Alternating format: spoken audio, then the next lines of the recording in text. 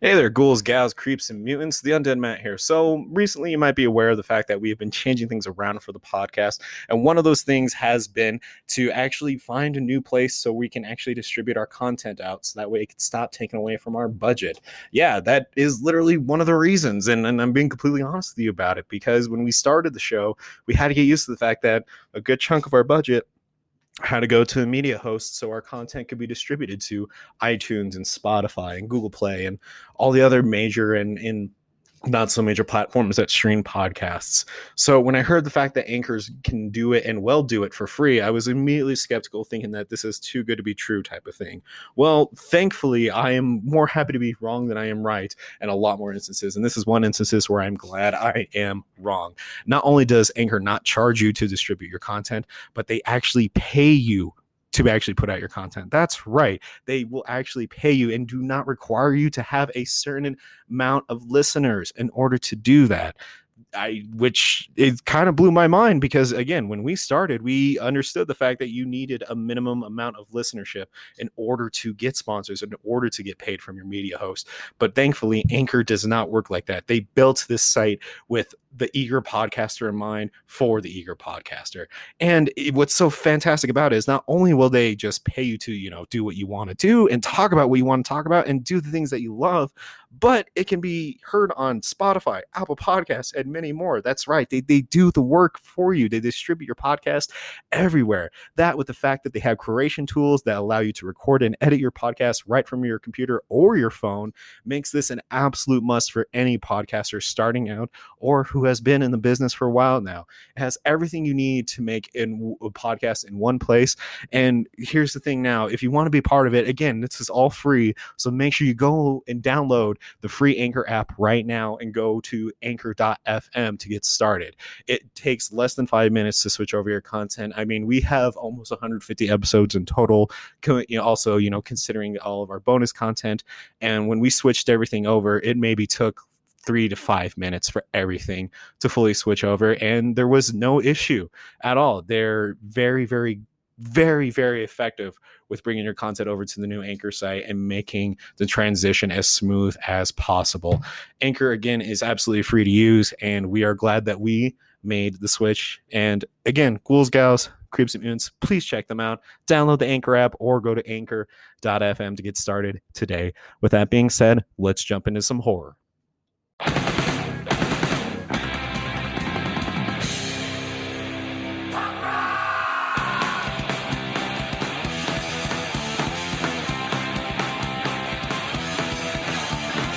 Welcome back, everyone, to the Punk Rock Horror Podcast. I'm Matt. I'm Cody. And today, we're here to remind you to try out other energy drinks. If Monster is not doing it for you, maybe get a yerba mate. You don't like Red Bull? Maybe try Nas. Nas Maybe do a yerba mate. I was like, okay, are we just going to talk about yerba mate now? Yeah, that's going to be this episode brought to you by yerba mate. Actually, not really. Not really. But this episode is brought to you by the Slash and Cast Network. Make sure you go ahead and go over check out slashandcast.net. They are our new home for all thing horror. You can catch all of our merch, all of our episodes on there. And aside that, there's amazing other content creators and horror podcasts on the site as well. So please check out slashandcast.net. And again, much love to them for bringing us back on. Bringing us on. Yeah, bringing us back on. Yeah, because we left and came back for a day. And no, it hasn't happened. We're really excited to be a part of it. Oh, God, yeah. It's exciting. So, yeah, we did our spiel. Oh, God, yeah. So, with that in mind... I kid, I'm so excited. There's a lot of good shit on there. There's a lot of good podcasts. I have on my list that I'm going to be listening to here soon. Oh, yeah. Because of my ADHD, I always bounce back and forth every now and then between shows. And so, it's honestly... It's just nice that, we're part of actually something that feels kind of like a horror-type home. As cheesy as it is. Yeah. So, jumping into it, first off, going forward today, again, we want to remind you, ghouls, gals, creeps, and mutants, that we love you, and we are not trying to make you uncomfortable. But this next topic... We kind of have to talk is going to be very uncomfortable. So, Yeah. So if depending if how much you're on the internet, which is these days probably a lot, you're probably aware of a lot of people have a lot of extra time on their hands. So much so that there's been this fucked up movie that's come out recently. Yeah. Called Cuties. So just for any of our listeners who might not know what Cuties is, it's a movie about I think it's like I don't even want to say the age because the age alone it just makes me basically it's just about girls trying to start a dance group, but they super sexualized it. Yeah, and so the movie was supposed to be about advocating against sexualizing children. Yeah. So like this was done in kind of like the light of like Toddlers and Tiaras because that reality show, that's the best kind of like example I can think of. Yeah. Of you know, these moms taking their kids to these beauty shows and not just that, just this over sexualizing of children in fucking Hollywood in general. Yeah, no, in general, but like look, Toddlers and Tiaras is like the one that I can just think of that's a really good example in the moment. Not that there aren't any others. Yeah, there's more. But a lot more. But like, so I haven't seen the movie, and the only reason I know how bad it is because again I follow this YouTuber called Diesel Patches. Check him out. Shout out to him. Dude is really fucking funny.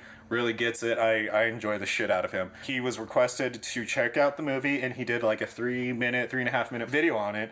And the only scenes that he showed during the video when talking about it was the trailer. But he did this great job of just not scrutinizing what the movie was and really, pointing out the fact that it's not doing anything to advocate or help with what it's saying it is. Yeah. But also point out the fact, because so the film creators, when they responded to the criticism about it, because the poster for the movie, for the movie, because it's all on Netflix, is just like these 5 underage girls and these young, very young in these like tight clothing, like dance clothing, doing like twerk movements, in a sense. Well, just really gross poses that kids shouldn't be doing. Yeah, it's definitely it's not appropriate. Like pure and simple, it's just not appropriate. And so they, the bankers were coming back saying, we're trying to advocate against sexualizing, children in Hollywood. Yeah, they even lambasted Netflix themselves for how they were portraying their movie. But then Diesel Patches watched it and was like, "No, you completely sexualized the kids. Like you're like the message does not equal the tone at all." And and so. I'm watching this video, and so he's responding to like the remarks that the company said, that, and he's just like, "You're not doing that. You're obviously not doing that. Like this is like he I'm not trying to like I'm not gonna say what he says word for word. Also, just because like I can't remember it at the top of my head at the moment, but it's a good video. Check it out. It's titled I Watched Cuties. It's under Diesel Patches channel. But the fact of the matter is, coming back to it, is just like. How is it? Just read the fucking room. Yeah. Read the room. Read the room, before man. you decide to pitch that movie. Come on, you know who's gonna watch that movie. Especially with everything that's come to light this year and everything. Yeah. Like even on like when it comes to fucking Netflix themselves. Read the fucking room, man. You literally had to change. And how fucking dare they say it's to advocate? Yeah. I'm sorry. Not just that, but like. Fucking Netflix literally had to change and cancel their top fucking show with House of Cards because of what Kevin Spacey did. And then they also had to, I'm pretty certain they went through their catalog and like took some shit out because of all like, the Me Too movement and stuff like that. And so then now we have this another movement talking about a really serious issue of like there's fucking pedophiles and child monsters like coming after these kids everywhere all across the country. Yeah. All over the country this year. And they're like, you know what we need to do? Let's release a child pornographic movie, basically. And it's like, fucking read the room. Come on. Yeah. Like, just Jesus. Like, and honestly, just in my opinion, when it comes to anything involving kids movies, whatsoever, it should only be wholeheartedly kid friendly. For kids, towards kids, so they have something to watch and stuff like that. And you could do life lessons in there. You could talk about super serious topics and stuff like that in kid shows. I mean, look at all our cartoons like from back in the day and stuff like that. Preach. Look at Avatar, both Avatar series. They talk about serious issues. Preach. That kids are learning from that. You don't need to go, okay, let's make a live action fucking twerk movie and then it would say that's against child pornography.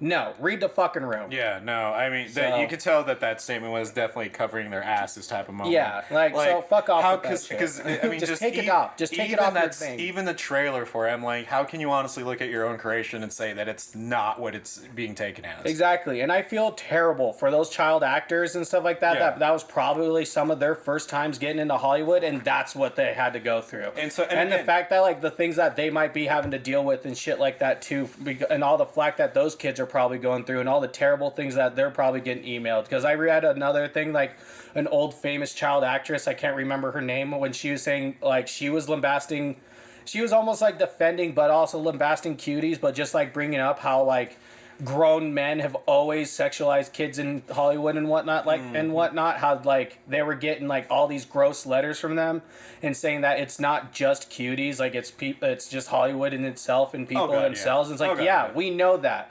But the thing that Hollywood has a fucking responsibility of being one of the top entertainment sources in the entire world, not just our country, the world, is that they can recondition people's minds. You don't think you're conditioned by fucking movies? That's a lie. How many times are you walking down a dark alley thinking that a monster, not a human, a monster might pop out because of horror movies or whatever, or that you might, like, you fantasize about doing a fucking montage, systemic. You know? Yeah. It's systemic. Like, we're trained to, as much as we want to try and deny, we are trained to think certain ways, and Hollywood has a responsibility of trying to train us, like, this isn't okay. This isn't okay. So how about stop releasing movies that justify these things and trying to justify your sick movies and just not produce those and not attach those to, like, Hollywood and whatnot, and fucking fix yourself and start sending out, like, good content. You know what movies don't do that? Horror movies. Horror movies. Yeah. But no, really, man, like, just kind of, like, I just, like, just sitting here just listening to you talk and I'm thinking about it and I'm just like, you know, I thought that one time that we vented about maps was going to be the one time that we talked about it. And now I'm thinking about it, I'm like, we're now talking about pedophiles again. Yeah. And how much we hate them on this show and just, like, how dumb it is. I mean, different context in a sense because it's a movie, I guess, but whatever. Yeah, but sure. It's not helping the and you cause. know what? Just for the sake of the argument, let's give them the benefit of the doubt. Let's say that wasn't their intent. Let's say that they did really mean to have a good intentions with this film. Let's say that was the point. At some point, when you're filming the movie, and you're filming, like, because Diesel Patch has also talked about this in the video, and you're at the third, you know, scene where these children are dancing provocatively in outfits that they shouldn't be, you didn't have a moment to step back and think, maybe this really isn't art. Yeah.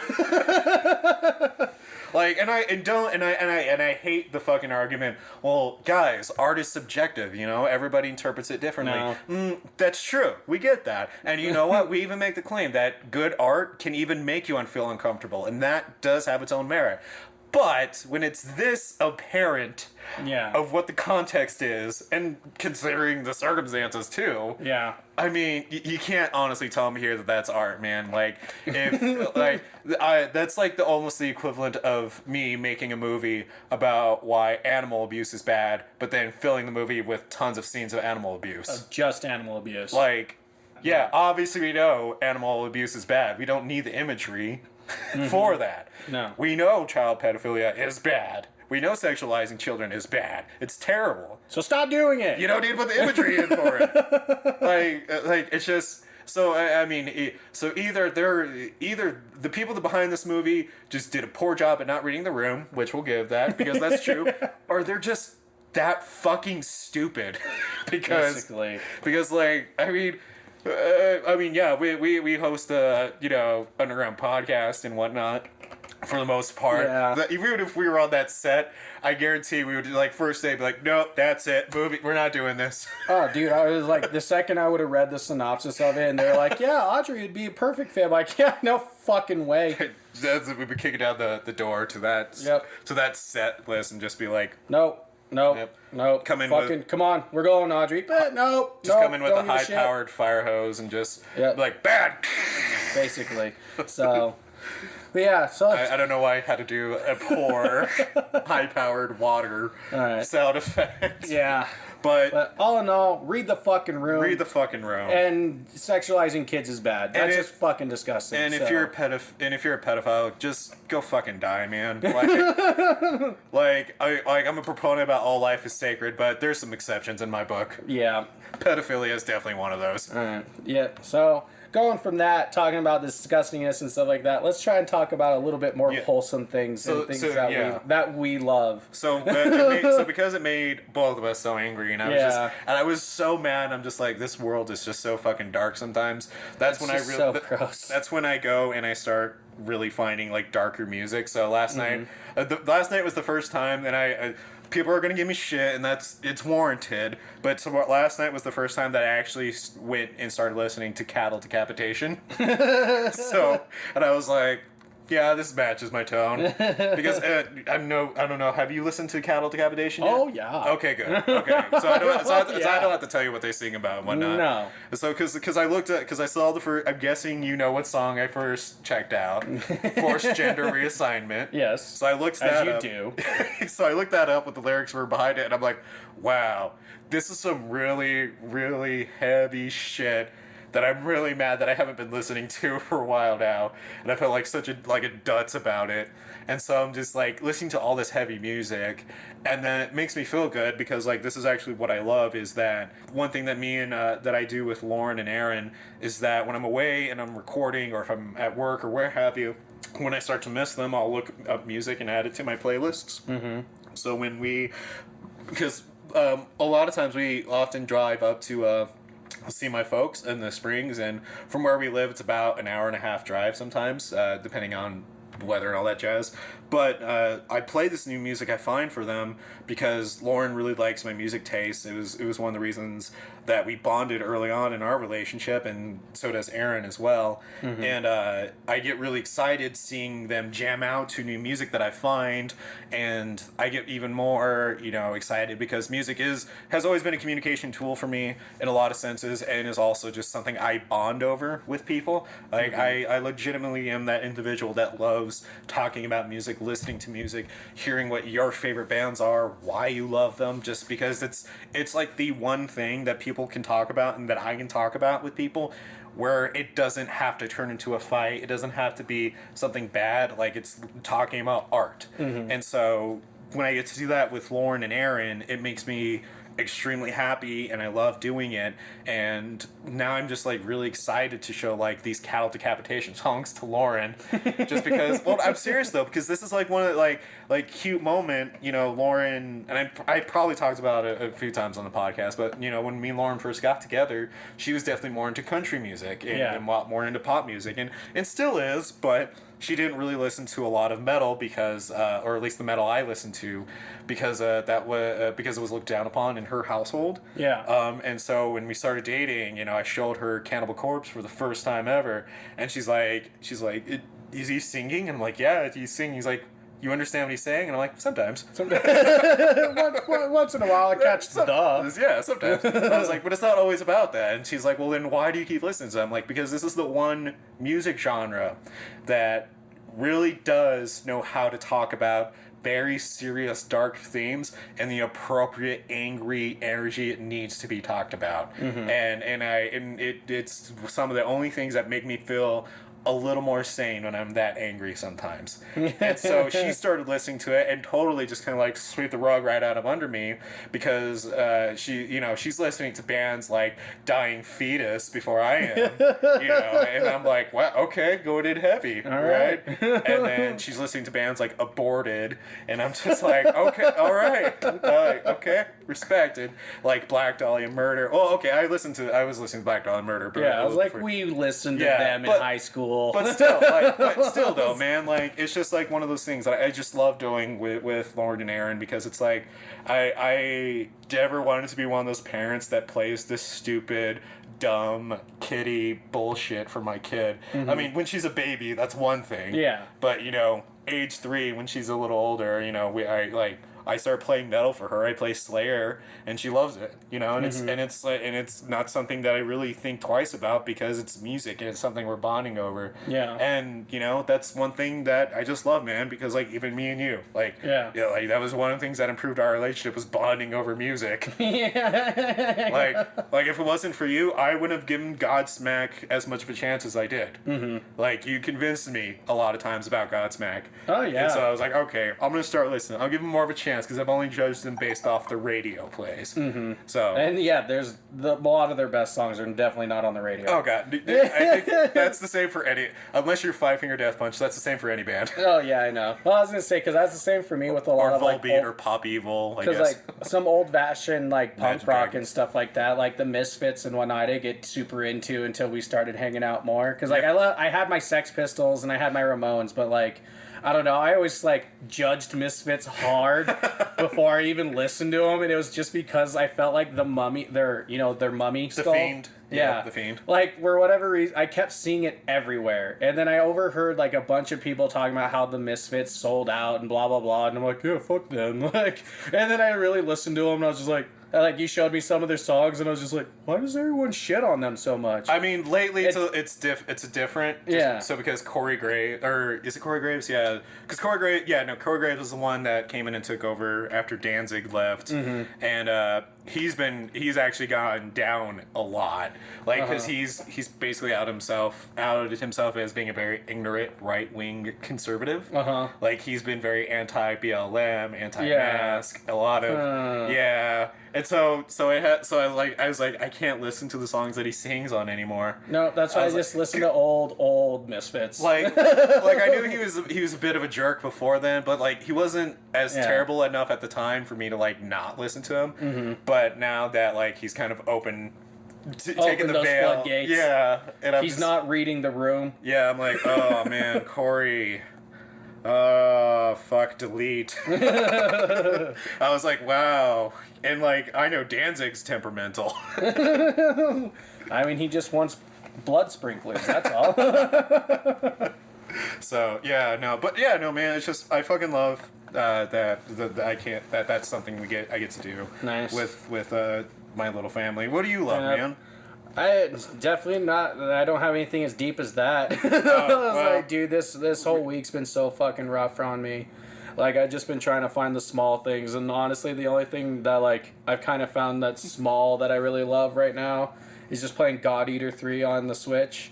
And just because it's, like, it's a very anime dumbed down style of Monster Hunter.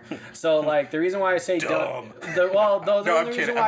down is like the craft, like they still have as much of the weapon crafting in there, but you don't have as much of the armor crafting, so you don't need to worry too much about like upgrading your armor also, which kind of helps. It's all like because all the armor is just cosmetic, and so you mostly just put most of your focus on upgrading your weapons and stuff. And I've just been really enjoying that because I've been wanting to get back into Monster Hunter, but I don't want to put that grind in right now because Monster Hunter is huge on the grind. Like, you'll fight the same monster 7 to 8 times and you still won't get the feather that you need to get your upgraded ultimate weapon. And you know what's weird, man, is that I actually kind of enjoy that. I do too. No, don't get me wrong. I think it's just because like the actual fights themselves are a little bit more worth it because it's never the same. Yeah, because you can always approach it differently. Whether you want to lure them in a trap or just do you want to capture them or do you want to just kill them? Yeah. And then are you gonna go in as a team? Yeah, every now and randomly you'll have like another monster that wasn't there in the last fight pop up, and there's this big fight between the two. You know and you could choose to kill the other monster and then kill your main monster, but with God Eater, also one thing that they did to like kind of make it a little easier than Monster Hunter is that when you're playing solo, you always have a group of 4. So like you end up like unlocking NPCs because it's very story driven outside of Monster Hunter. Yeah. Because I know Monster Hunter World like threw in the actual story, and Monster Hunter 4 Ultimate kind of has a story where you're doing this caravan and whatnot.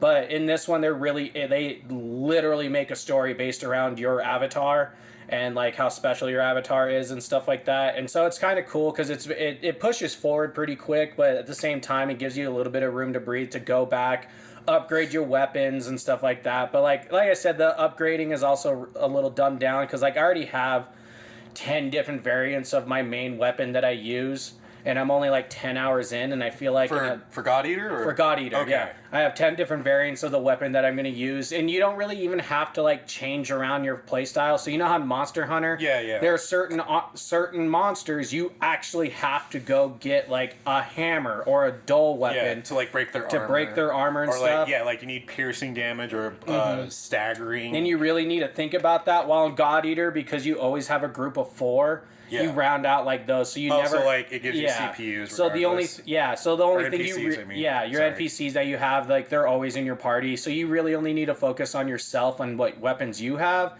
so you can really focus on your favorite weapon.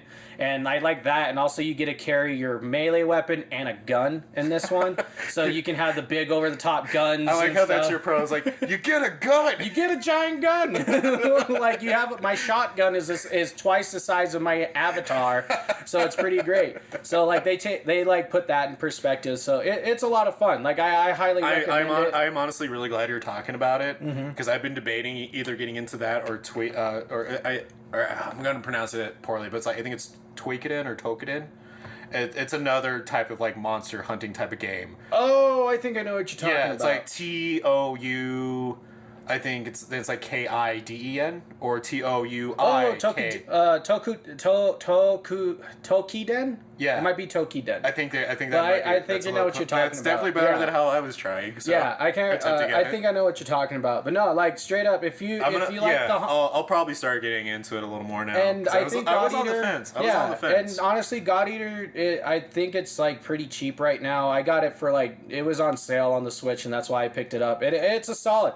I highly recommend it, especially because like the origami, that's the monsters in it. They're really horror based, like horror Japanese monster based. Okay, like mythos. It's really really cool. Like I said, it's super anime. So I highly recommend it, especially if you've been thinking about getting into Monster Hunter. And I will say the newest Monster Hunters, like if you're going to get into any of them after the 3DS, are a little intimidating. Yeah. They are very intimidating. It is a very intricate RPG and the most current one for Monster Hunter World, or Generations. World. The current one, World, is actually a really good one to get into because honestly, it's fun to get into. Because before that one, the last one I played was way back when the PSP was still being supported, and now just like thinking about it, like I'm kicking myself in the ass for not holding on to mine. Right. But it was Monster Hunter 2 I was playing, and I just like I wasn't vibing with it at the time, and so it wasn't until this one when I was like, okay, they're putting in an actual story. Maybe I'm gonna go back and give it a try, and it wasn't until I actually went and gave it another try that I started enjoying it again. Yeah, and I actually got more out of it, and it also did help that I got me and you guys to play it. Yeah, that's the biggest thing with Monster Hunters. You really want to have a second person playing with you that knows what's going on to teach you the quick basics a little better, because like like I said, the biggest difference between Monster Hunter and God Eater is that when you do solo as Monster Hunter, it's just you and your little feline. Oh my god. Palico. Your Palico. Yeah, thank you. While in God Eater, it's you and then a party of 3 NPCs with big weepons. Now I'm going to think about getting back into Monster Hunter, man. And I haven't even done the new expansion, the Iceborne one. I haven't I had never even beaten the main story of Monster Hunter World because we binged that game for so long and we kept having to backtrack because a new person would join us. And then me and you and Austin were like, God damn it. That's right. Because we got James into it, and then we got Harrison into it, and every time we played with Harrison, we're like, God damn, how are you not even fighting the Godzilla monster? And I he's will like, say, oh no. I will say though, some of it did make some of those fights a lot more fun. Oh just because I remember playing because we got to get to today's content, but. So I remember that we were playing it, we were playing like the first Chameleon one, because that's the only one that Harrison and James could take on at the time. Oh, that's right, the fucking... But Austin took on the Anjanaptis because he ran past Yeah, because he likes to do that. Fair enough, man. That's what we normally do. We're like, all right, you guys take care of the small thing. We're going to go fight the cool fire dragon. Fair enough. And so, we're... And I think it was like Austin saying he's taking on the Anjanath, and so we're like, oh, okay, shit, we'll come help you real quick. Yeah. And as like Harrison is still trying to find the he can't even find the lizard. The weird, flying lizard one. And then like as I'm running to like try to find Harrison to help him out, or I'm trying to catch up with you guys, like Harrison is like running right past me, and right after he runs right past me, so does the monster he's actually hunting. Oh yeah, and he's like, I can't find it, guys. You're like, Harrison, it's right behind you. I was like, turn around, turn around. Yeah. So, because I remember that's why we got burnt on Monster Hunter World, was because like we had to keep going to help people upgrade. And then me and you always had to change up what weapon we were using, because I always had to change. James was always using the charged sword shield thing.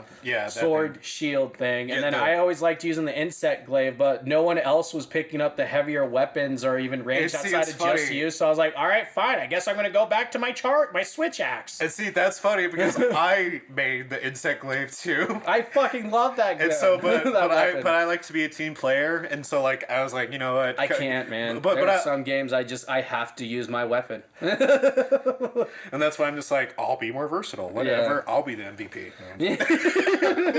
But yeah, no. So I highly, if you're wanting to get into that style of game where like you're just hunting giant monsters and you just want some fun with it, like I highly recommend starting off with God Eater, honestly, just because it's a little more toned down. And then jump into Monster Hunter. What? I mean, you could go dive headfirst into Monster Hunter. It's so much fun. It's worth the grind and everything. It's so beautiful. You want to know what a game would be that I would, if it kept with that type of play style, that I would pay $100 pre-order on, is if they did that but switched out everything for Lovecraft monsters. Yeah, that would be cool. I'd totally buy that. There's scale Cthulhu and actually... Yeah, you have to like scale... Okay, so just right before because we need to get into our movies. So on Monster Hunter Ultimate 4 on the 3DS, it still has the biggest monster to date in a Monster Hunter game, and is one of the funnest fucking fights.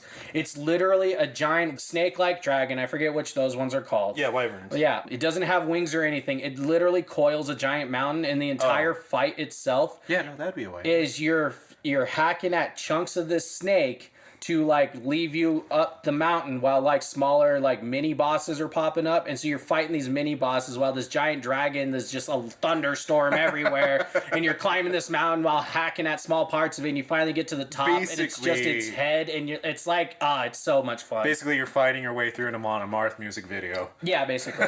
Like at the very end, you feel like it's just the ending of fucking what was the movie we watched? We just did where they're listening. Oh, Deathgasm. You know, when he listens to the metal music and he's standing up top like a Viking and stuff. So afterwards, when you kill it and it does the whole like monster's dead, like, and you have 30 seconds before you get transported to town, you're just standing up there like, because this like giant dragons collapsing down this mountain.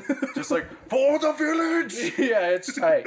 So it's a new rule. If we're going back into Monster Hunter, we new rule is we're going to keep pushing with the story. If you want to upgrade stuff, do it on your own time. Yeah, basically. until we're all at a point that we need to fix our things. Yeah, okay. Because I think I honestly think we're close to the ending of the actual story. And now that we have the expansion, but now we have an additional story to get through. And there's another expansion coming out soon too. Is there? And then they even threw in Witcher 3 expansion packs where you can fight Witcher 3 monsters in there. Oh shit! Okay. Yeah. So now I think I'm gonna reinstall it tonight. Yeah, I think so too. All right. So. So I went first last time talking about Deathgasm. Yep. And so I'm gonna go first this time, and I think it's really funny that our last movie reviews, I did the more serious one. Yeah. Even though it was still like early 2000s schlock with fucking Arnold Schwarzenegger. Yeah. It was still the more serious of the Satan ones. Technically, yeah. And now I picked the more funnier, upbeat one. and you picked the hard, serious one. Oh, God, yeah. Because I had to tell you about the twist about it, like what the twist is, and it's just like, oh, man, that's... That's rough. So, all right, so... I did a twofer for me, as all of our listeners know, and I hope you guys love it because I love it because I think it's fucking funny, is that I tend to do, for whatever reason, I always find a Netflix original that I feel like needs to get popped up. And as y'all know, I love doing Netflix originals for some reason because I've been really, really digging them. And I always end up tending to do sequels to movies. And so... I'm breaking my system a little bit this time, even though I'm doing a Netflix original and it's a sequel. It's a newer movie that just came out, and I feel like I really, really want to give this movie more light because, yes, it's... And can I give you a little more add-on for yours too? I also think it's good that you're doing it just because the original, the first movie, still didn't... It only got a hot moment of praise. Yeah, and even though every time I bring up Satanist movies, it comes up. Yeah. But I still feel like it doesn't get as much shown, and also the fact that Samara Weaving's in it, and still no one likes to talk about it. And if that hint doesn't give away what it is, yeah. Cody, what are you doing? I'm doing The Babysitter Killer Queen. It literally just came out on Netflix like this month. And so the synopsis is 2 years after Cole survived a satanic blood cult, he's living another nightmare. High school. And the demons from his past still make his life hell. At first, I was a little iffy that they were coming out with a sequel for The Babysitter just because I was like, as much as I loved it, it definitely made itself to where it could have been a one-off. But they also tie the ending of the first one in so well to make this sequel so it could have been a sequel bait that it's fucking awesome. So, yeah, like I said, I'm doing Netflix's The Babysitter Killer Queen. It was directed Mick G or MCG. It's written by Dan Lagana and Brad Morris. It stars Judah Lewis, Samara Weaving, and Jenna Ortega. And honestly, man, I really love this movie. I felt like when I watched it, it was something I kind of needed. I needed the super over-the-top bloody goriness with a lot of, comedy. And the opening was just fantastic. I thought it started off really well. So it starts off with a cool recap of the ending, a small little recap of the ending of the first movie, where you see Cole sitting out front after he just drove a muscle car through his house to kill Samara Weaving's character. And the firefighter comes up to him afterwards and telling him that none of the carnage that he talks about is there. Like, all the blood's gone, the bodies are gone, everything's gone. It just looks like he drove a car through his fucking house. And so nobody believes him whatsoever. Nobody in the entire town believes him. They think he made it up. I mean, to be fair, I mean, how would you how would you prove it? Exactly. And I also think it's really funny because everyone's just super mean to him because he's like, everyone thinks I'm crazy, and then it shows a couple scenes of people calling him a pussy, and there's this chick who's super small, she's smaller than him, and she just slaps the books out of his hand. He's like, fucking weirdo. And I just thought he's wearing a 3-piece corduroy suit. Yeah. So I mean, that's almost like you kind of bring it on yourself. But anyways, no offense, but I was just kind of like, man, I feel like you were the Beatle that didn't get included on the album. You know what's funny though is I feel like we would have been friends with him because we saw the corduroy suit and we're like, hey, you're one of us. I was like, respect. Respect. You knew you were going to be made fun of because of that, but you still did it. You still did it, respect. Man. And then here, let me open this door so you can get that massive wing through it. Yeah. All right, see you at lunch, and you'd be like, "What? Yeah, that's right. You're gonna see us at lunch." Yeah. We're protecting you now. Yeah, you're our friend. You're our friend. And we'll be at your house this weekend to hang out. Yeah, go talk to the therapist, and we'll hang out for this weekend. But so speaking of therapists, that's also probably my favorite scene throughout the whole entire movie. It's in the beginning, and it's in the trailer a little bit. But basically, he's telling the school psychiatrist, who happens to also be the school nurse, everything that he's feeling is like. And then he tries to be all serious and fucking I can't think. What do we kept calling Anton LaVey? An edgelord. Edgelord. He wanted to be super edgelordy in a sense of he goes with all this blood and gore, and what's the most fucked up thing is I still miss her. and the fucking therapist is like, man, what the fuck is wrong with you? Obsessed with this imaginary babysitter killer and stuff like that. I know freshman year is hard. He's like, I'm not a freshman, I'm a junior. He's like, oh, you just need to get laid. So his entire interaction with him was just fucking awesome. And then I also laughed super hard when after the bell rings, the therapist is like, oh, that this time I'm your therapist, now I'm your nurse. It's flu shot time, baby. Don't fight this. Carl McDowell. Yeah, Carl McDowell. Yeah, he was really fucking funny. So it was just fucking great. And then they do some cool effects and slow-mo, cool little effects throughout the movie, and one of the things that I really liked is they do this really weird slow-mo effect whenever Cole and Melanie are talking. Yeah. Melanie is his best friend, and she's the girl from the first one that they end up kissing in the first one. It's really sweet. But every time they talk, everything goes in slow-mo and stuff, and like her boyfriend and her friends are also kind of assholes to him. She's the only one that's nice to him, so he's like, you know, super into her. And then we get introduced to the next main character, Phoebe. And I thought her intro was fucking great. Yeah. Because, like, she just comes in and, like, when she's standing there, does, like, the whole slow-mo walk. And, like, she's supposed to be this super badass character with a troubled past and whatnot. And she gets introduced by the principal saying, like, yeah, let's all give her a nice roaring welcome. A roaring welcome. And then the whole class goes roar, roar. And like she introduced her saying that she's part of like this like club that helps troubled youths and whatnot like get back into society. And she like does this entire crazy ass fucking thing where Phoebe's like, oh yeah, I'm 7 days late. And they're like, no, you were on 9 time. days late. And he's like, I'm 9 days late. And they're like, what? You were on time? She's like, no, on my period. Ah ha ha. And so it's just really great. And then I also think it's really funny because like so his parents are super awkward around him, and like I will say it's kind of a big con with the dad because his dad's a little bit, I don't know, like I love the actor, but I also feel like he hands it up almost a little too much for this movie. Little overplayed. Yeah, he's a little overplayed on like being like, I'm weirded out by my son, but I want to be a cool dad and smoke pot, type of thing, and it's just like, it's a little over the top, and sometimes he takes you out of the scene and stuff like that. But Ken Marino. Yeah, but I love Ken Marino. But everything with the laptop and the lotion and Cole talking to Melanie, great fucking scene. It's so fucking funny, mostly because I'm sure everyone has had that moment where the parents walk in or know they're doing some stuff. And I just like in this movie they do a modernized version of like the whole American Pie scene where he's fucking the pie and instead it's a laptop with a girl and lotion. He's like, no dad, I'm not Skype fucking. It's just like really fucking funny, the whole scene. Yeah, okay. Yeah, that was a good one. That was a good one.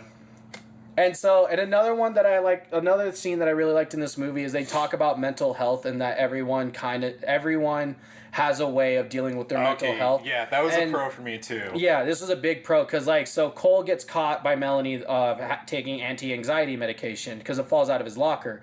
And she goes, no, dude, look, everyone's on something. Like that guy has hard ADHD, so he's taking this. Her OCD is so bad that she thinks her uterus is going to explode when she steps on a crack. And like, then it shows like all the students, like does some real like serious ones where people like taking Prozac or like whatever, anxiety medications, ADHD medications. Adderall, all that stuff. Yeah, but then it throws in some funny things like this chick's drinking whiskey, this dude's on cocaine. The one that got me was the kid that's on Flintstones gummies. Yeah.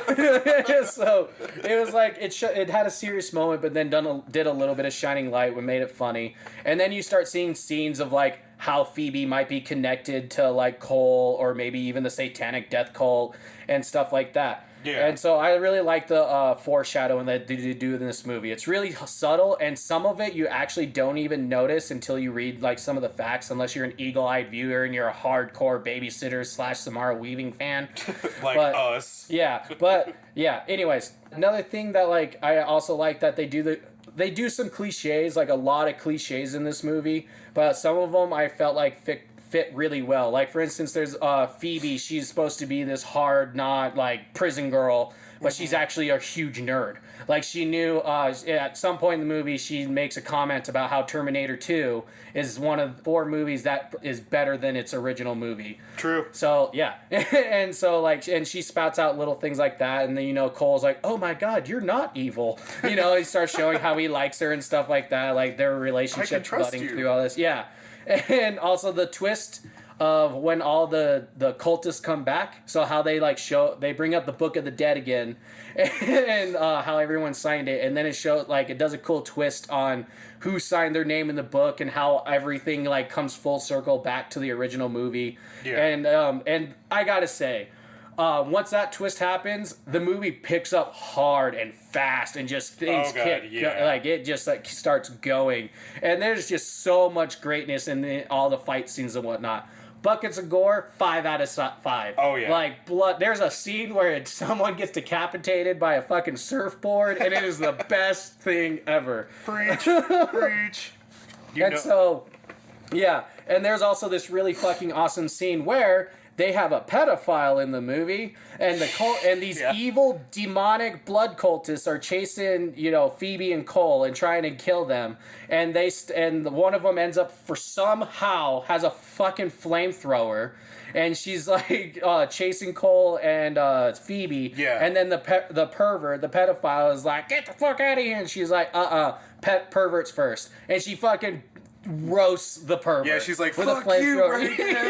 Like, the fact that in this movie, the demonic cultists who are possessed by demons and everything took the time to stop to kill a pedophile. Hannah Mae Lee, by the way, plays Sonia. Sorry. Yeah, Sonia, she's the one who kills him, and I just thought it was so funny that this movie made it a point for, like, look, even the demonic people trying to kill these kids even know that pedophilia is bad, so kill the pervert. It's just like that fucking scene from Wreck-It Ralph, like, just because you're a bad guy does not make you a bad guy. And then here comes the rapist. Except that guy. Now burn him. That guy's evil. And the thing that I love about these two movies also, The Babysitter and Killer Queen, is that both sides are actually really, really smart. So you have your dumb ones, like your cannon fodder people, who you know are going to die. But then you have your smart ones. Like Cole and Phoebe are really super smart in trying to cover their tracks or thinking ahead. Like there's a scene where they're hiding under a car and there's a snake and they're both like, be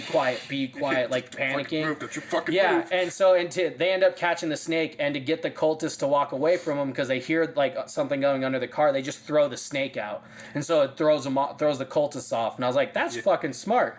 But then the cultists are also super smart because at one scene they're driving away on a jet ski, and one of the cultists noticed that the jet ski had a leak, and like literally set the fire and followed the fire to where Cole and Phoebe were. So like they're all really smart, and it's like it's actually a play of like who's gonna outsmart who. Well, and also just so like because there's also a scene with like sorry, I'm not trying to take it away, just to add in, but like so like there's also this scene where like they're chasing down as they're like trying to escape from a speedboat, and I like that one of the cultists, I gotta look up his name really quick, Robbie Amell playing as Max, like also noticed that the speedboat had the inflatable raft attached to it, and he's like, all right, let's do this. It actually jumps on the raft. So that I'm coming to get you, Cole. Yeah, so that way he doesn't actually lose him. And I was like, that's smart. Yeah, because usually in slashers they don't do that. They'll just like try to cut the rope or like try to like throw something to hit the driver. Yeah, or just something like that. Instead, he was like, "Oh, you guys are getting away. I see how I can get after you." Well, it was such a brilliant thing because really, like, he's an unhinged person. Yeah. So of course he would find enjoyment not only just chasing down these teenagers to sacrifice them, but also at the same time having fun with it. Yeah. with like, you can tell the entire movie he's having the most fun out of everyone. Yeah. So anyway, sorry. But yeah, no, that's a fucking great scene. And then that leads into one of my another part of the movie that I thought was fucking great. Silly string flamethrower. That's all I'm gonna say. There's a scene with silly string being used as a flamethrower, and it's fucking awesome. You can talk about it. No, I'm just saying because it's gonna lead into a big spoiler. I don't want to talk about. Okay. God. Okay. That's all you need. All right. And then of course they do some, and then they subvert like the whole like innocent type thing. Where like the whole point is like they need the blood of the innocent, like that's what the cultists need and stuff like that, and they subvert that really, really well. Yeah. And the entire like occult ritual at the very end I thought was really cool. Yeah. Like they had all the like fucking like pikes up and stuff like that, and then all the people who died came back through them because the ritual isn't done, they're still alive, like and stuff like that, which is really cool. And then the twist at the very end of how everyone is kind of linked is really cool. I thought that was a nice little touch, and it had a full roundabout for both movies. Oh yeah, like how it links Samara Weaving's character, Phoebe, and Cole, and even the other cultists. And like another thing that I really liked about this movie is it showed all the members why they signed their book when their name in the book. Like he just did a quick little like super grindhouse look at their past and why they did it. Like I still think my favorite's the unhinged guy, and when Samara Weaving came up to introduce him, and he's working at a fucking fast food joint without a no shirt. Again. He still has no shirt because he's shirtless throughout the entire film. So they keep with the joke. Yeah, they keep with the joke from the first one, and he's like just shaking, and so Samara Weaving just comes up to him and goes like, "You want to kill people?" And that's why he signs it. Well, it's funny because I think that's a moment that we all relate to because he's being yelled at by a customer. Yeah. He's hard gripping the fryer, just ready to throw the frying oil onto the lady, and I think we've all just wanted one small moment for someone to be like, "You want to kill someone?" Yep. Yeah. And so, I'm gonna go take my break now.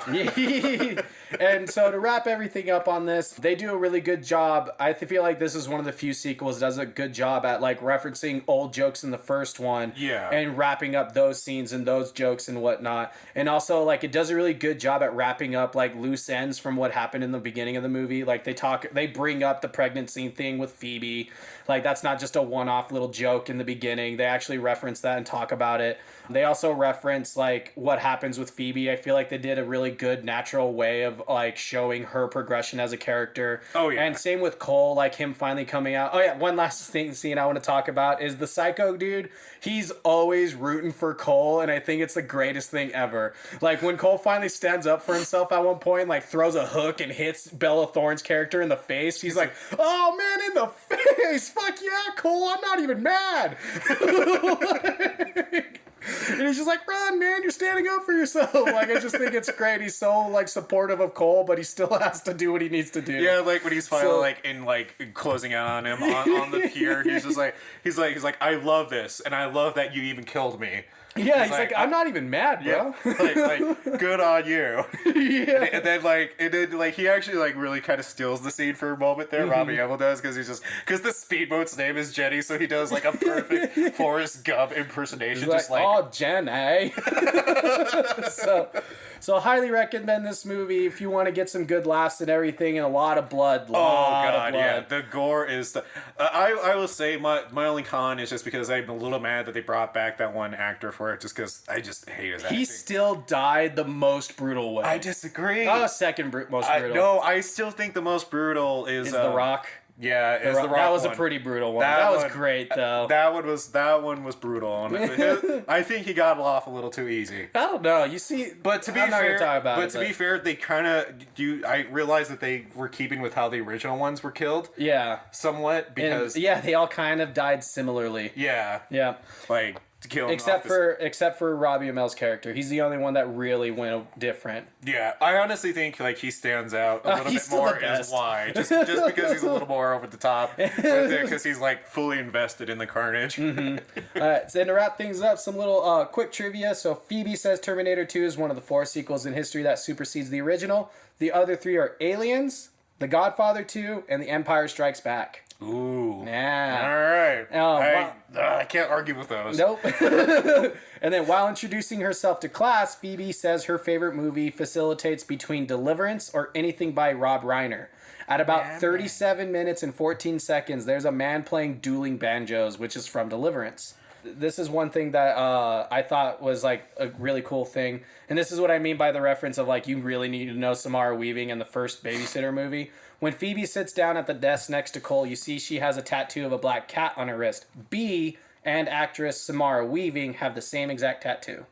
No way. Yep, that was a cool little reference. I was like, there's a reason why that tattoo was a reason for they focused in on that. So yeah, and obviously, if you want to know where to watch it, it's on Netflix. Yeah, Netflix original. It'll be on DVD and Blu-ray. But I'm gonna tell you, man, I do think I still like the original a lot, and I feel like this one's gonna have to sit with me a little more to figure out where I like it. Mm-hmm. But I do know I really like this one because I honestly was really nervous about it because I didn't even see a trailer for it beforehand. Yeah. And the only thing I did see was it was just Bella Thorne's character. Yeah. And I was like, oh fuck, I'm gonna be mad if it just focuses on her. See, that's what I thought was gonna happen. I thought her character was gonna be the killer queen, and it wasn't. And it wasn't. It's a good little. So they did right by the first movie. Because it's a very solid follow up. I'm trying to remember the one actor. I honestly just don't like his acting. whatever about him, King Bach. Yeah. Him, that dude. I don't know why. I just always feel like he's kind of overreaching just a little bit, or not like reaching a little bit with his character. Yeah. And I don't know why, man. It just never, like, I've given him like a legitimate chance, and I just so far he's got like 2 X's against him, in my opinion. That's fair. So that's not a good track record with me. Yeah. So, but anyways, it's a fantastic movie. Yeah. Do you ever give it a watch? I will say the first one's better. Like this one my biggest con about this one is that some of the jokes are dated. Like even for itself, and I feel like they did it on purpose because of like the timeline of the movie. Yeah. Because the movie takes place 2 years after, and so when the characters that died in the first one come back, they have no memory of what's going on for 2 years. Yeah. You know, so there's a couple because there was that one joke because we do need to move on. Yeah, he made one like joke that made no sense whatsoever, and I was like, "Who the fuck's gonna?" You even said, "You're like, who the fuck's gonna get that joke?" Like it was he was hard. It was like still like when they all come back. That scene, and, like they're running away, and he was just like, he's like, "Oh man, this is more upsetting than when Travis Scott and Kylie Jenner broke up." And I'm like, who gives a shit about that? Yeah, that's what I mean. So there's some jokes that don't land, and they're a little dated, and there are also just some there are times where you can tell they're really forcing it. Like I would say the interactions between the 2 dads for the most part, are a little like you could tell they're kind of forcing the comedy there. Yeah, so reaching. But outside of that, fucking great movie, solid. So, check it out. If you're not watching it, you're missing out. And so now let's talk something about a movie a little bit more serious. Thinking about it now, we probably should have ended on yours because yours is definitely a lot more lighthearted than mine. No, we're going out solemnly. We're going out on this old man river. I gotta get up the IMDb up for it really quick. I have it for you. You already got it? Okay, give me just a quick moment. Okay. No, I can't do it now. What? I'm not doing this. I'm not looking at your computer. I don't think it's up for you. It's right there. No. I didn't ask for your goddamn help. And then like I just snap on the podcast and I just like start rocking away and just like flip over tables. I'm like, fucking tired of this. Just like throw glass against the wall. Trying to help. All right, so mine is definitely one that's kind of made a circuit as more of a gem in horror, just because a lot of people haven't watched it. And a lot of it is just because it comes off as a very Hereditary-esque type of film. And I'll get into that as to why. But honestly, I'm working with getting better at just sticking with my first choices and not always going back and forth. And so I invested this one just because I like who's in this cast. It stars Kiernan Shipka with Emma Roberts and Lucy Boynton. And I've seen all 3 of them in different things that I've really enjoyed them in. So what I decided to do was 2015's The Blackcoats Daughter. So what it is about is 2 girls must battle a mysterious evil force when they get left behind at their boarding school over winter break. Directed by Oz Perkins and written by Oz Perkins, also as Osgood Perkins, stars Emma Roberts, Kiernan Shipka, and again, Lucy Boynton. There's kind of a lot to unpack with this movie. Overall, the entire tone of this movie is a very slow, uneasy dread covered in a blue mood veil, which, you know, is like the entire tone throughout the movie. Like, it feels like you're walking through a nightmare for the most part. And this sets in early on with Kiernan's dream sequence as she's playing the role of Catherine, as she's reliving the accident that caused her parents to pass away because they died in a car crash. And so she's still kind of reeling from that trauma, because what's happening is that her parents are supposed to be coming to pick her up for winter break, because all the parents are, and so her parents still aren't showing up, and she's in disbelief about it. Yeah. Because as any kid would. Yeah. Where's mommy? And the pastors and everybody there don't know, like, are trying to be careful because they don't want to trigger her, you know, and remind her what happened, because again, it's very repressed what happened. And so she ends up just like going into this very very change in mood throughout the movie. And by the way, Kiernan Shipka as Catherine is a very welcome change in role, because you might be familiar with her as Sabrina Spellman in The Chilling Adventures of Sabrina. Yeah. She also did voice acting for Legend of Korra, and was also in a lot of other type of indie horror films as well. But in this role, it's just like she's continually kind of like deteriorating mentally throughout the entire movie, and it's a definite change in role for her, and I really enjoyed watching her through this. And really, the cast overall is just fantastic. Oh man, I'm burping, I'm so sorry. And does a great job pulling you into the interactions with each other. Yeah. So like, you know, there's moments where it's like early on where like they're trying to talk to Catherine about, you know, we got to figure something else out, because if you're not going to be able to stay here the entire winter break. And so like you just kind of see, as it's focusing on Kieran's reactions, this just like deadpan look, but it's not one that we haven't seen before, but one that is too morbidly sobering, because we've seen that type of look before, and she just sells it so well. Yeah. Like you just feel like you kind of just want to be like, hey, go there and just be like, do you want a donut? Anything to put a smile on your face? Like, because it's just like, it just keeps, she does such a good job at keeping with the tone of what's going on with her character. And I honestly think that Kiernan is a very underappreciated actress in general. And I feel like I throw it out to everyone that I like, but honestly, I still stand by it. I think she's also another scream queen in the making. You know, and I mean that in the highest regards too, of course.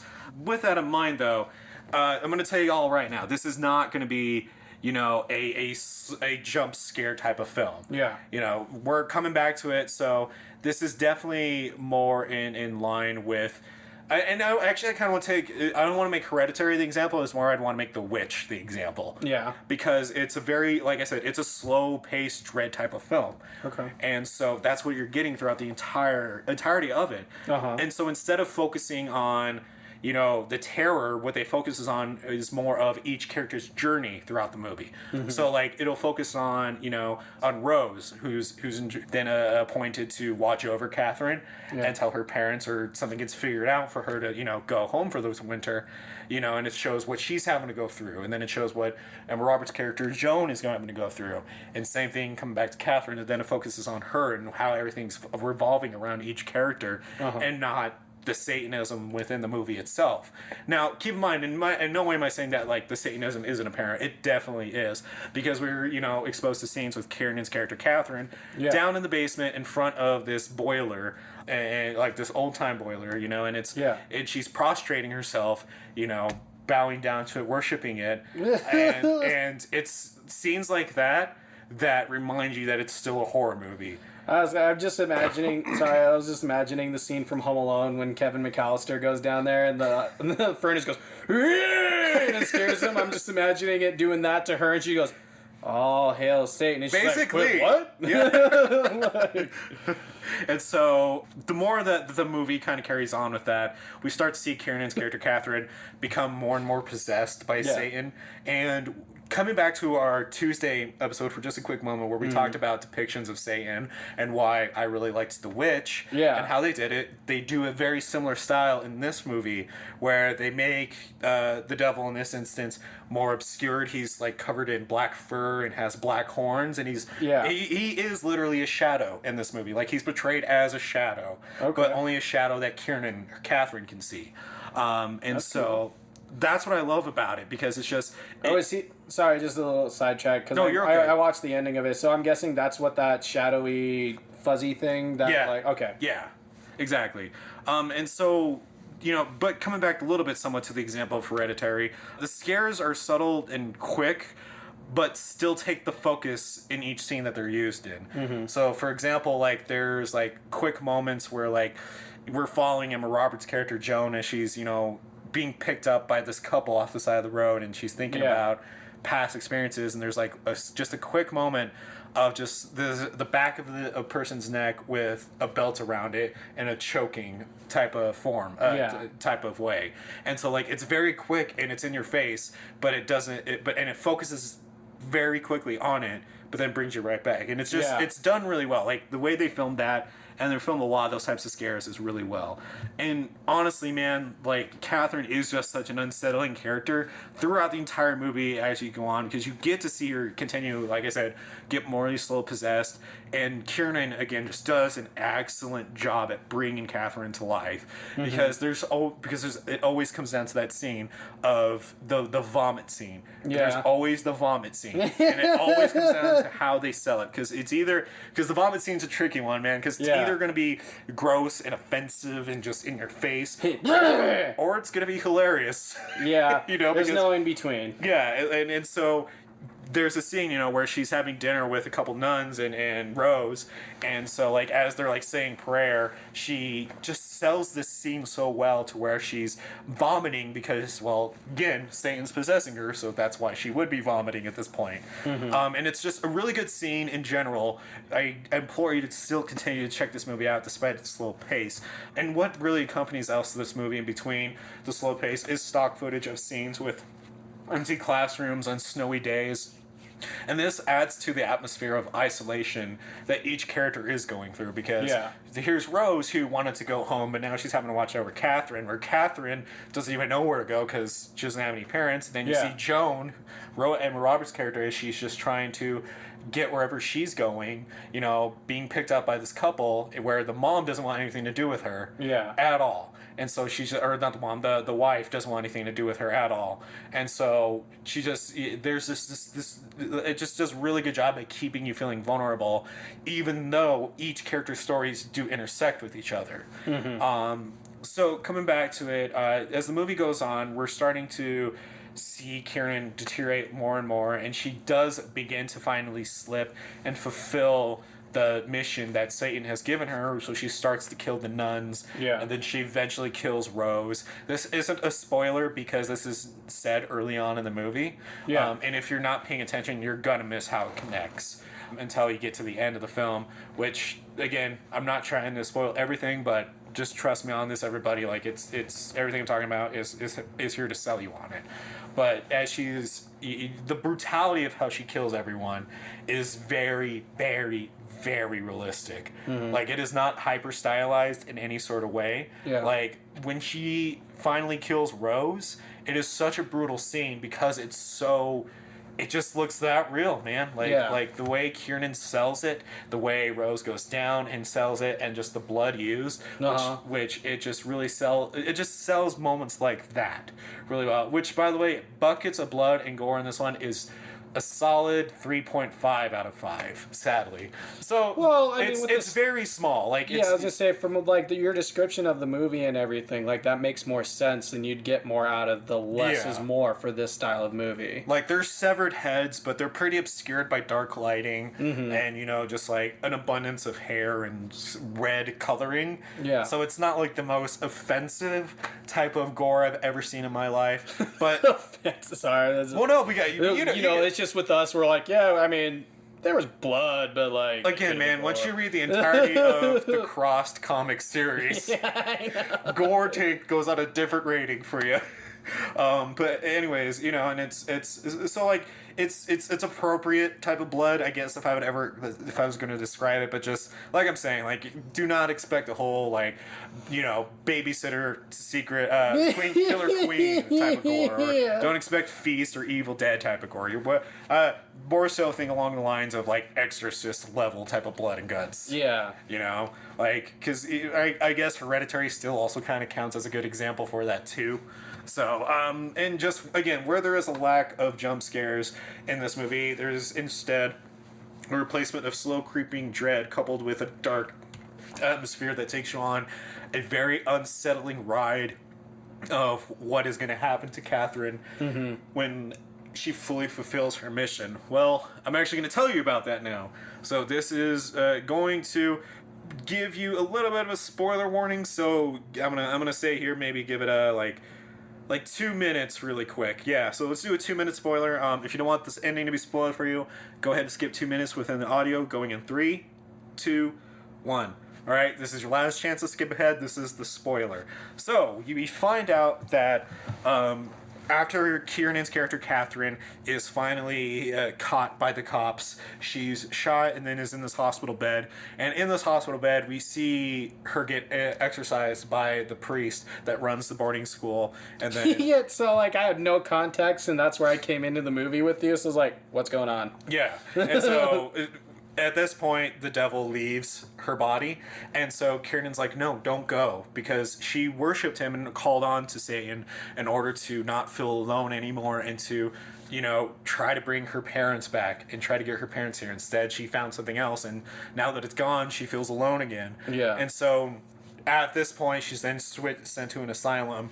9 years later, we come back to the opening scene of Emma Roberts' character taking off a hospital wristband and find out that Joan is actually Catherine and is going back to the boarding school to finish the mission that Satan has given her, because even though Satan left her body, part of her soul is still attached to him. Yeah. And so we find out then at this point that the couple that picks up Emma Roberts' character is in fact Rose's parents. And so since Catherine already killed Rose, now she needs to kill her parents, and does it in a very brutal way. And then she does this when finally making it back towards the boarding school, now that it's condemned, goes in and brings the heads of the two parents down to the boiler room where she worshipped Satan, and then exits the boarding school and then begins to cry and break down. The first time the entire movie that she actually shows emotion, because that's the other great thing, is that Kiernan does not show emotion, her character, up until this point, because now she realizes... Hold on. This is the end of the spoilers, so you're safe now. But to finish off, but she now realizes the mistakes that she's made and the crimes that she's committed, and breaks down crying in this on this field in this snowy road. And it is without understanding why that is important. It does throw you for a loop, but it is worth your investment to watch the movie, because you see these young actresses take on really, really challenging dark roles, and they really take on a subject matter that can be very violating, and they sell it and do a fantastic fucking job. And in some ways you can actually see them having a lot of fun with it. And so even though it's a very dread-filled movie, I mean but I don't know, I'm gonna have to go back and watch this, because I love unhappy endings. Well, and here's the thing, man. It's not a long movie either. It's only an hour and 33 minutes. Like, this definitely comes better. Yeah, it comes out because it does feel like a movie that might be a little bit longer than that, just because, again, of how slow it is. But again, I'm trying to not ever make the pace of the movie something against it, but more so how the pace affects it. And the pace works for this movie really, really well. Oh yeah, I was gonna say, because like that was a lot of people's like issues with Hereditary and those movies, was just like they're like, oh, it's so slow burning. That's still people's issues with it. Yeah. And they need to get over themselves. Seriously. At some point, you just gotta let it go, man. Like, I had to do it. Why can't you? If you want to watch Blackcoats Daughter, you can find it now on Netflix with the subscription, or you can rent it on Vudu and Amazon Prime for $2.99, and YouTube, iTunes, and Google Play for $3.99. A few interesting facts about the movie: the week all of Emma Roberts' outdoor scenes were filmed was the coldest weather in recorded history in Canada's capital city. So respect Emma Roberts. Yeah. The Bramford is also the name of the notorious apartment building in Ira Levine's novel and the film Rosemary's Baby, which came out in 1968, of course, which Guy and Rosemary move into. This film also took nearly 17 months to get an official USA release by A24 after playing at numerous film festivals, and initially titled February after the month of the year in which the story takes place. Oh, I don't want to make that and the one I finish on. That's a lame one. That one sucks. So I gotta find a better one here. All right, we'll just I'll do this one. The fictional upstate New York town Portsmouth, shown on the map, Joan, played by Emma Roberts, looks at while at the bus station, is shown to be located in the Minnewaska State Park next to Brantford, another fictional town. Minnewaska State Park is 275-acre preserve located on the Shawangunk Ridge in Ulster County, New York. Wow, there's just not a lot of cool ones, huh? Nope. Oh, damn it. I thought that maybe because there was more text, that was actually going to be a more interesting one. I looked through them. It wasn't. Oh, thanks for giving me the heads up. I mean, it's your movie. I wanted you to find it for yourself. I want you to experience the disappointment like how I did. Yeah, I was like, oh, I love this actress. I bet there's going to be a lot of cool stuff. Nope. No. Yeah, that's our movies. Ghouls, Gals, Creeps, Mutants. Believe it or not, Cody was right. We are going to be doing a third and final part to Satanism. Now, I know what you're thinking. You guys are like, oh my god, get on with it. But hear us out. October's coming out, and we wanted to really go into October with content that not only we're going to be coming out with some great stuff, but we wanted to just like transition into it on a good topic. And why not Satanism? You know, because it's such a massive thing to discuss, we had to divide it in 3 parts. And so, thank you. And guess what? There will be a part 4 at some point in time because there's just so much. Just not this year and probably not next year. We're not going to do part 4 like immediately. No, we want to break when we want to watch other horror movies that don't have to just deal with Satan too. Yeah, like, the more I'm watching them, the less threatening it's seeming each time. Basically, it's like, oh yeah, he's evil. Oh my god, he's got horns. Oh man, he's an interpretation of all of evil. Oh my god, oh my god, he just looks like one of those furry cosplayers. Fucking, he's a satyr fucking cosplayer. Wow, I like how I was going into this to try to make the case as to why we're doing it, and now just kind of shot that in the foot. I know. Wow. All right. Part 4. Part 4. No, part 3 next time. Yeah. No. So that part 3 is going to be the final take on what we're talking about with Satanism and horror and how it really has influenced it over the ages. Because this is going even into some like Lovecraft type of stuff. Oh yeah, we're going to be talking about all the different. So next time we'll be talking about the different branches of Satanism and everything. And surprisingly enough, there is actually a branch of Satanism called the Cult of Cthulhu. And so we'll be going over more about what they do and a couple more teases, the Temple of Set.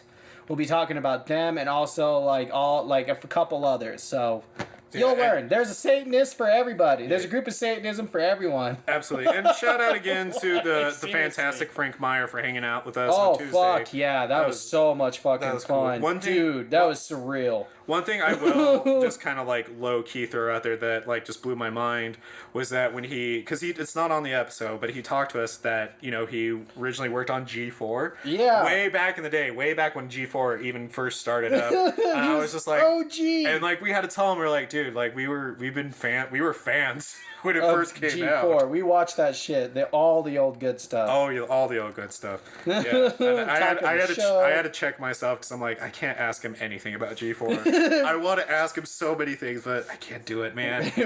We're not a video game podcast. No. We're gonna change the theme for one episode. Welcome to the Punk Rock Gaming Podcast. And we're talking about video games all the time. Yep. And then next month we're back to being the Punk Rock Horror Podcast. Anyways, Ghouls, Gals, Creeps, and Mutants, you know the routine here. Please check out our Patreon. We're currently, again, updating more stuff, making it more worth your investment and your time to hang out on there. That is also now attached to our Instagram, so please check it out. We are going to be slowly moving into the realm of TikTok. So, you're not going to see us lip syncing or doing dances. I might. Cody might. I made it clear that I won't.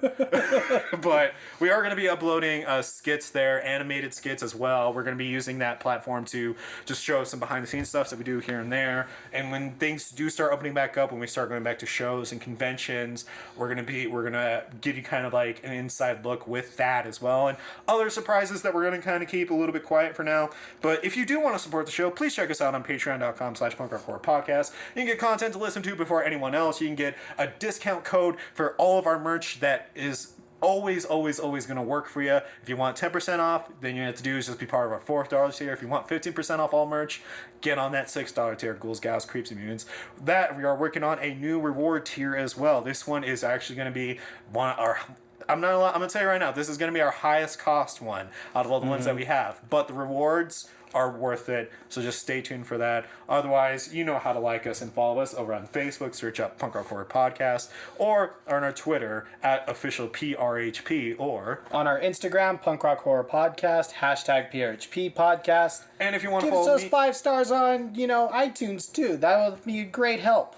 And so when we have the TikTok up and running, we'll make a promotion about that, so you know where to follow us for there if you would like to do as such. And if you want to follow me, look me up on Instagram at the Undead Matt. Again, if you are a musician, if you are a band, and you want to come on the show for an interview for a band showcase episode, please send your content, your information to our email at prhpbands@gmail.com. Again, that is prhpbands@gmail.com. And if you are an author, a horror author, and you want to also come on and get your book reviewed, please send your email to punkrockhorrorbooks@gmail.com. Both those links will be in the episode notes below. Ghouls, gals, creeps, and mutants, please take care of yourselves. Please wear your masks. Please stay safe. And we will talk about horror with you next time. Bye. Bye.